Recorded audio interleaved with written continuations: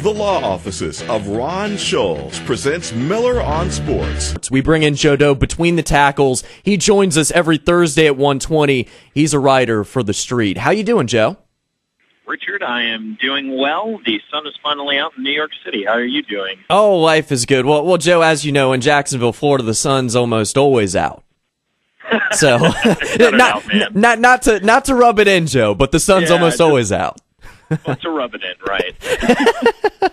Make sure you check out JoeTheStreet.com. He covers college football and much, much more. Joe, the U.S. Open is going on now in New York, in Flushing Meadows, and you know I'm a huge tennis fan. I know you are as well. Some of the best sports conversations I've had has been with you about tennis history and different rivalries. What's your take right now on the men's draw for the U.S. Open?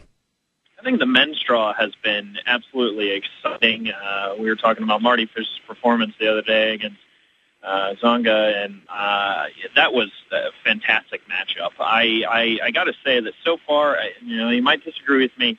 I think that of the four majors this year, the men's draw of the U.S. Open has been the most exciting. We still got the big hitters in, but we've also had a few entertaining matches going into the fourth round. Oh, I would definitely agree. I'd say the U.S. Open so far has been the most exciting. However, Joe, with these washouts the last 2 days, and before I came to the station, there was a big to-do. Andy Roddick was brought out onto the court, and he was kind of throwing a hissy fit because there's a crack on one of the courts near the baseline. It's about 2 feet long, and he was complaining to the tournament director saying, "Come on now, this is ludicrous. Why are you bringing the players out here and risking our injury, our health?" Wow, I hadn't heard about that, but I can totally understand his complaint there. Mm-hmm.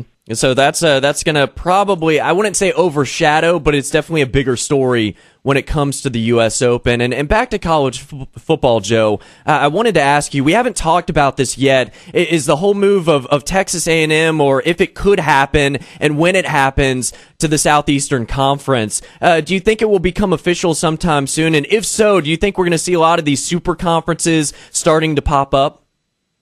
Well, it probably will become official because it's going to have to become official at some point, right? Or else Texas A&M is sitting out doing nothing. And to answer your question specifically on the super conferences, I guess maybe they are going to be going towards these super conferences. Your guess is as good as mine right now because, they have some people saying, oh, well, we're going to go to the larger conferences. We're going to have, 16 teams in a conference. To me, It just sounds unsustainable and really unenjoyable because you're just creating mini NFL leagues for each conference.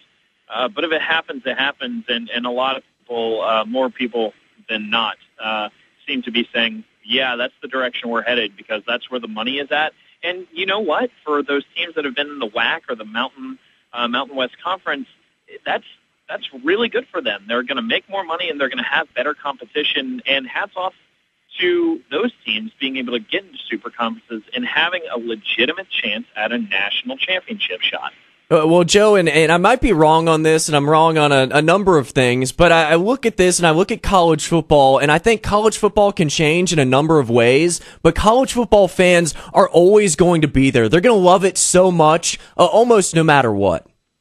I agree. I think we saw that with the changes that happened this year in the Pac-12 and the Big Ten and the Big 12. It happened, and I think all of us classic college football fans or the purists said, oh, wow, I can't believe this is happening. And you know what? 1 week into the season, I don't care. I love it. It's fantastic. Mm-hmm. I definitely agree, Joe. Deaux, a writer for The Street. Check him out, thestreet.com as well. We link him on Facebook at Miller on Sports, covers college football and much, much more. Joe, let's get to the games of the week. We've got South Carolina at Georgia. Georgia dropping out of the top 25. The biggest question I've been asked this week is if Mark Richt goes 0-2 at Georgia the first 2 weeks, does he stay?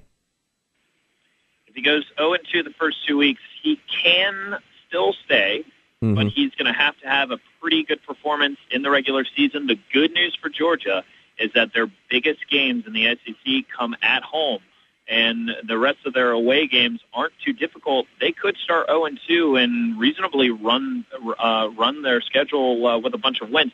Is it going to happen? I don't know. But an 0-2 hole, to answer your question more directly, is going to be very difficult for Mark Richt.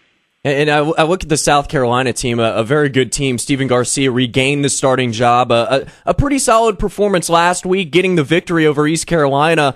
But also, you've got all these weapons for the Gamecocks. Maybe one of the best wide receivers in the country, and Alshon Jeffrey, and also the running back Marcus Lattimore. I just look at Georgia, and they're a good team. But I just look at South Carolina and say they have way too many weapons.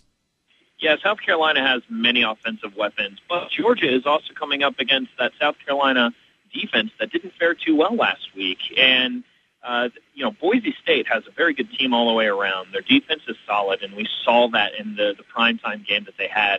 And it's hard, but we can't forget that, Murray had 236 yards passing on a couple of touchdowns. Boykin had 80 yards rushing and a touchdown. Mm-hmm. I mean, it doesn't compare to what Marcus Lattimore can do or what Garcia might put up.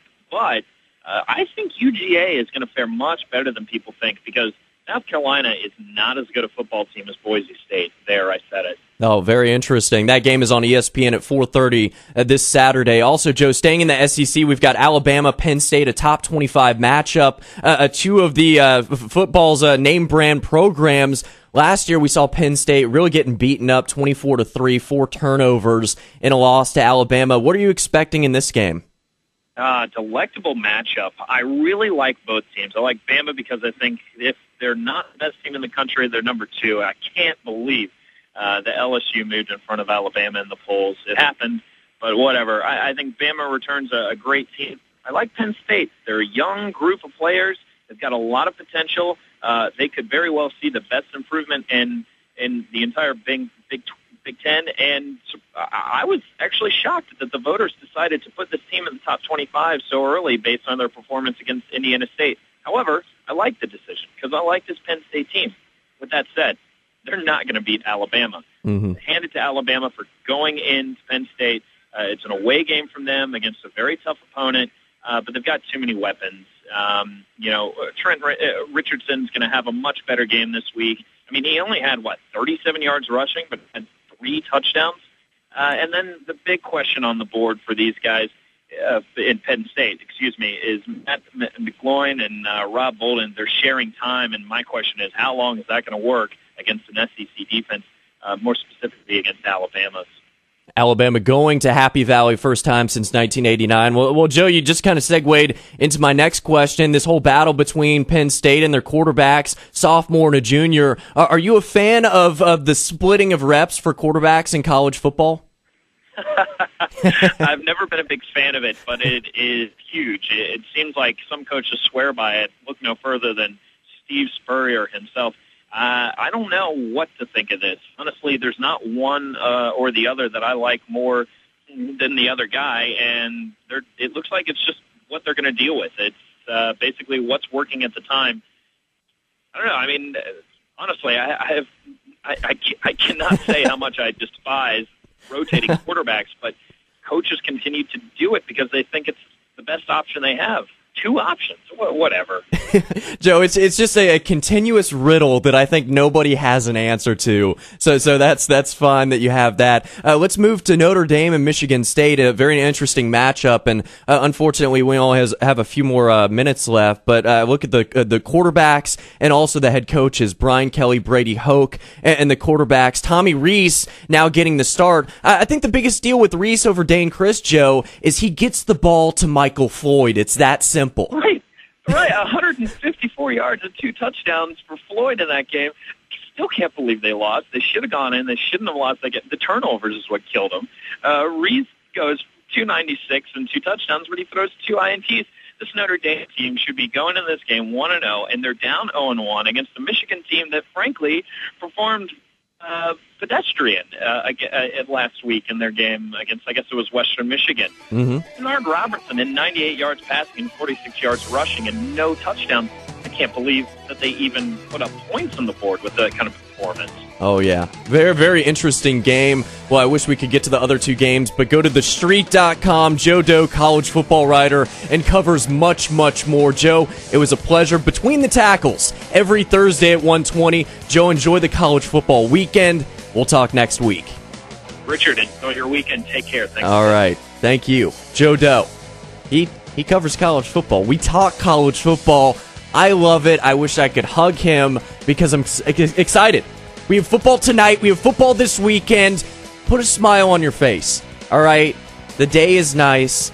We've got Tracy.com on deck from Action News. Up next, it's the Florida News Network.